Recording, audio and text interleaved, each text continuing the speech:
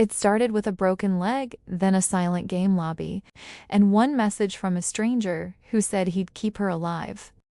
Life has a way of hitting the pause button when you least expect it. For me, it happened on a rainy Tuesday in Seattle. As a fifth-grade teacher, I'm used to chaos, but usually the injuries are emotional, like when a 10-year-old tells you your shoes look like something a medieval peasant would wear. But no, I had to go out like a slapstick comedy extra. One slick curb, one distracted second, and snap. Suddenly, I wasn't Miss Michelle the cool teacher. I was Miss Michelle, the human paperweight, stuck on a couch with a leg encased in enough plaster to build a small shed. My active life was over, and the silence in my apartment was loud enough to drive me crazy. I didn't want to video chat or put on a brave face. I wanted a distraction where I could be invisible. That's how I found Town of Salem. No headsets, no talking, just logic, typing, and a whole lot of lying. I was a disaster at first. In a game where the town hangs you just for being quiet, I was getting executed every single round. I was about to uninstall when a player named Silas sent me a private whisper. Text. Silas, hey rookie, you're playing pretty blind. Stop claiming you're the doctor when there are already two of them. Stick with me. I'll make sure you don't get hanged by noon. Silas was sharp, cynical, and surprisingly patient behind the screen. He was Mark, an IT guy in Portland, who spent his days wrestling with corporate servers for a law firm, and his nights being the smartest person in a digital chat room. We never spoke. We just sat in our respective cities, 3 hours apart, typing out logic puzzles and roasting players who were playing like idiots. As the weeks crawled by, my leg graduated from a cast to a heavy walking boot. Physical therapy was a special kind of torture, basically paying someone to make me wince for an hour. But every night at 9 p.m., I'd prop my boot up on a stack of pillows and log in. Mark became my digital anchor. We moved past game strategy into real-life territory. We'd throw in occasional anecdotes from our real-life problems, which is how I found out he worked IT at a law firm and how he knew I taught chaotic fifth graders. The move from the game lobby to my actual phone happened on a night when the servers were acting up. We were mid-match, the tension was high, and suddenly blackout. The game crashed, kicking us both out of the lobby. I sat there in the dark, staring at my reflection in the monitor, feeling a ridiculous amount of disappointment. I realized I didn't want to wait until tomorrow to finish our conversation. A second later, a notification popped up on the game's private messaging app. Text, Silas, servers fried. Probably won't be back up for an hour. Here. In case you want to finish telling me how that parent-teacher conference went without having to type through a laggy interface. It was a 10-digit number, a Portland area code. My heart did a weird little skip step that definitely wasn't in the physical therapy handbook. I saved it under Mark Gamer Guy and sent a quick text.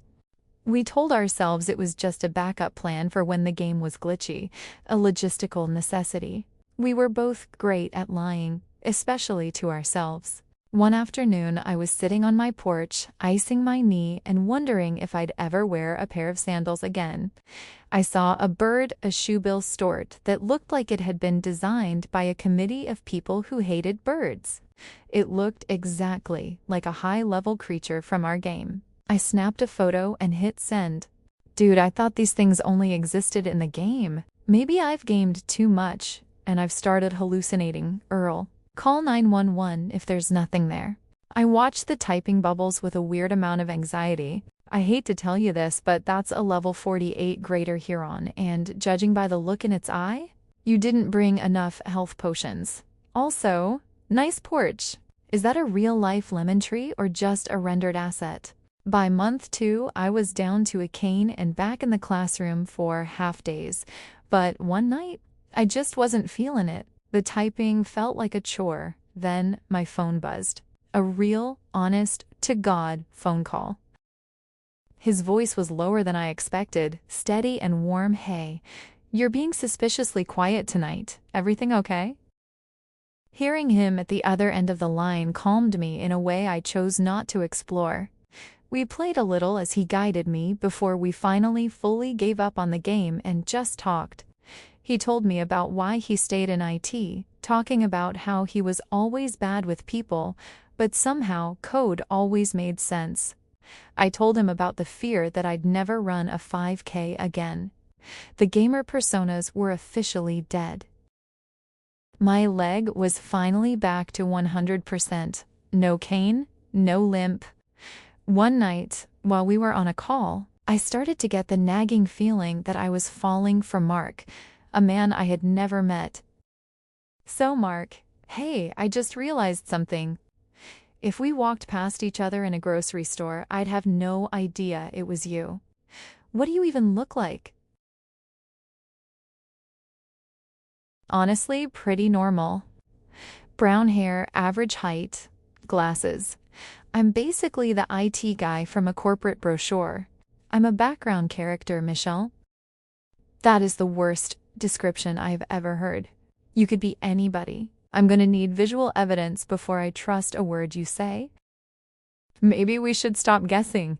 I'm driving up your way next Saturday for a tech conference. Why don't we just meet? For real. No headsets allowed. Next Saturday? Yeah. Yes, let's do it. I'd love that. I had said yes before I could think too hard. It wasn't until the next day that the panic began to bubble. Then I spent 3 days in total panic mode. Finally, on the day of the meet, a warm Saturday morning, I stood in front of my mirror, looking at my healed leg and wondering if I looked too much like a teacher. I almost texted him to cancel 3 times. I had the "I have the plague" text typed out and everything. I walked to town to a cafe on Capitol Hill and sat there, my leg fine, but my heart doing a frantic solo in my chest. I waited until finally the door opened and a man walked in. Glasses, brown hair. He looked exactly like the guy who would fix your printer, but when he locked eyes with me, he looked like so much more. He walked over looking just as nervous as I was. Miss Michelle, I presume you look significantly more coordinated than you did when you were falling off virtual cliffs. That voice, the one that had carried me through the long, lonely nights, I smiled and the panic just evaporated. We chatted for hours before he finally walked me home and went back to his hotel. We promised to meet whenever we had a chance. The day after our meetup, the air was different. I was back in my apartment, pacing on 2 functional legs. I finally decided to call him for an explanation. Okay, I've been thinking, since you wouldn't say, I've figured out what is wrong with you. Mark let out a choked laugh before finally asking, what? You were saved from a playground tragedy by a girl when you were 6. She moved away and you swore off love forever. You retreated into servers to protect your broken heart. What are you even talking about? The tragic backstory. What's the catch? Why don't you have a girlfriend? A long pause, then a sigh. Honestly, it's not that deep. I game too much. I'm actually pretty poor with people in real life, so I just don't date. Chuckling, all right, detective. What's your excuse then? Easy. I have a habit of breaking my legs and getting trapped in digital towns with bossy IT guys. Not everyone can handle it. I looked at my reflection in the window. I was smiling like a lunatic. For the first time, I began to get a sense that I might be in trouble with Mark. Not the kind of trouble I get into with students or the kind I was in with my X-ray. This was the realization that the shield he talked about wasn't just his, it was mine too. We'd both been hiding, but now the screens were off. You still there, Michelle? I'm here, just thinking. If the first meeting was a system test, the second one felt like a full launch. He showed up at my door this time, no neutral cafe, no escape route disguised as grabbing another coffee, just my apartment, my space, and Mark standing there, holding a paper I brought snacks. I wasn't sure what the protocol was for, whatever this is. The protocol is you don't show up empty-handed. So, congratulations. You've passed level 1. He stepped inside, looking around like he'd just loaded into a new map. Wow, this is exactly how I imagined it. That's concerning. What gave it away? The piles of grading or the emotional support throw pillows? Both. Definitely both. We started easy takeout, bad TV, the kind of conversation that fills space without forcing anything. But the air shifted somewhere between arguing over what movie to watch and him absent-mindedly brushing his hand against mine on the couch. It lingered.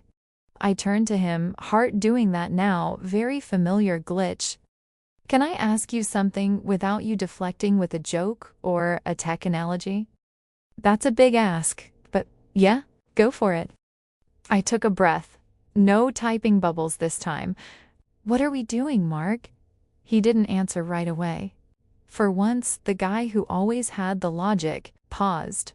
I was hoping you'd tell me. I laughed, nervous. That's not how this works. You're the one who fixes things. Yeah, well, I'm realizing I don't want to fix this. That landed somewhere deep. Mark said, quieter now. I like you, Michelle. Like, not just we talk every day and I miss you when you're offline like you. I mean, this. Being here, with you, it's not a game for me. There it was, no dramatic speech, just honesty, slightly awkward and completely him. So I smiled and replied good, because I think I've been in trouble since the shoebill stork. He blinked. That's a weirdly specific moment. It's when I realized I wanted to send you things that had nothing to do with the game. We were close now. Close enough that I could see the tiny shift in his expression when it clicked. So, he asked, what happens next? I didn't overthink it this time. I leaned in. The kiss wasn't dramatic. No sparks flying, no background orchestra. Just warm, a little hesitant, and then not hesitant at all. Like something that had been loading for months, finally finished buffering. When we pulled back, he let out a quiet laugh. Okay, that answered my question. He said, yeah, I'm a very visual communicator, I replied cheekily. He kissed me again, this time without hesitation. And yeah, the movie never got finished. After that night, things didn't suddenly become perfect, they became real, which meant scheduling calls, figuring out distance, arguing about who was worse at texting back, and learning that Mark leaves cabinet doors open like it's his job. But it also meant weekends together, shared routines, falling asleep mid-conversation instead of mid-game. And slowly, without either of us making a big announcement about it, we started building something. The idea came up casually, like most life-changing decisions apparently do, hypothetically. How would you feel about having a full-time IT boyfriend living in Seattle? I looked up from my coffee, hypothetically. I'd say that sounds suspiciously like you're moving here. I replied, it does. I've been interviewing for a few weeks, he said shyly. He smiled, and I got it, just like that. No dramatic ultimatum. No, I'm moving for you speech, just a choice, one that included me. It didn't happen all at once. At first, it was just a toothbrush, then a phone charger that somehow never left. Then a hoodie, then an entire drawer that I temporarily cleared out. Mark didn't officially move in. He just stopped going back to his B&B. My apartment, which had once felt too quiet, suddenly felt too small. Not in a bad way, just in a there are two adults trying to exist in a space designed for one, and one of them owns way too many cables kind of way. Why do you need 5 different chargers for things I've never even seen you use? I asked. You never know when you'll need a backup system, he replied. We live in a 1-bedroom apartment, not a spaceship, I argued. That's exactly what someone unprepared for a spaceship emergency would say, he said nonchalantly, too nonchalantly. We started bumping into each other in the kitchen, negotiating closet space like it was a high-stakes diplomacy meeting. taking turns pretending the couch was totally comfortable for working, and somewhere between all that, it became obvious. This wasn't temporary anymore. So one Saturday morning, over burnt toast and coffee that was definitely too strong, I brought it up. "Okay, don't panic. That is the worst possible way to start a sentence," Mark said cautiously. "What if we looked for a bigger place?" I said shyly. He blinked once, twice, then smiled. "Like, together?" "Yeah, like, together," I replied with a smile. "I'm in," he said excitedly. Apartment hunting was exactly as chaotic as you'd expect. We saw places with charming character, which turned out to mean slanted floors. One had a kitchen so small it could legally qualify as a suggestion. But then we found it. The apartment wasn't perfect.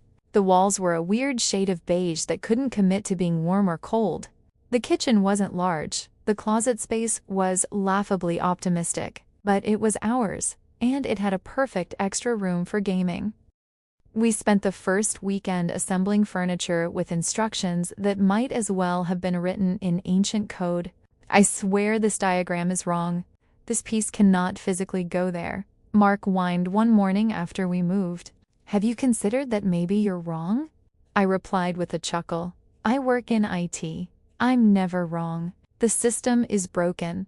2 hours later, we realized the piece was upside down. The system was, in fact, fine. We weren't. But we laughed. A lot.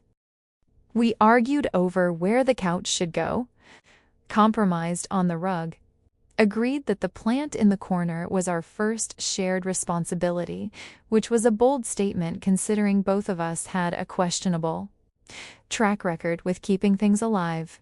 That night, we collapsed onto the couch, our couch surrounded by half-unpacked boxes and the faint smell of new furniture. Somewhere behind us, a box labeled "Important" had already been opened and abandoned. The plant sitting slightly crooked in the corner, like it was questioning its life choices. My old apartment was officially behind us, though, judging by the random collection of things we'd dragged over, 3 mismatched mugs, his entire cable ecosystem, and the original toothbrush, it didn't feel like we'd left it so much as upgraded it. I leaned against him, my legs stretched out, completely fine now. Funny how that worked. I leaned against him, my legs stretched out, completely fine now. Funny how that worked, you know. "This all started because I fell off a curb," I said. "Yeah, honestly, I'd like to formally thank that curb." Mark replied, "We should send it a fruit basket." I added, "or at least a strongly worded email from the IT department." Mark played along. I laughed, nudging him lightly. The room wasn't finished. The walls were still bare. There were boxes we hadn't even touched yet, but it didn't feel incomplete. It felt like something in progress. Something we were building, bad furniture, assembly decisions and all. "You realize this is it, right?" he said, suddenly serious. I tilted my head. Wow, that sounded ominous. "Should I be concerned?" I asked. "No, I mean this. Us. No loading screens. No logging off. Just life," he replied softly. I let that settle. All those nights in the silent lobby, all the careful distance, the way we used to hide behind screens and sarcasm, gone. I reached for his hand, lacing my fingers through his. "I think I like this version better." He smiled, softer than I'd ever seen him. "Me too." He leaned in, pressing a slow, familiar kiss against my lips. No hesitation this time, no buffering, just us. I thought back to that rainy Tuesday. The fall, the silence, the version of me who just wanted to disappear into a game where no one could see her. Turns out, I didn't disappear. I just found someone who saw me anyway. No avatars, no usernames, just Michelle and Mark, and a story that didn't end when the game did. It just saved. The end. Thank you for watching Stories at Night. Please subscribe and leave a like and a comment. Bye!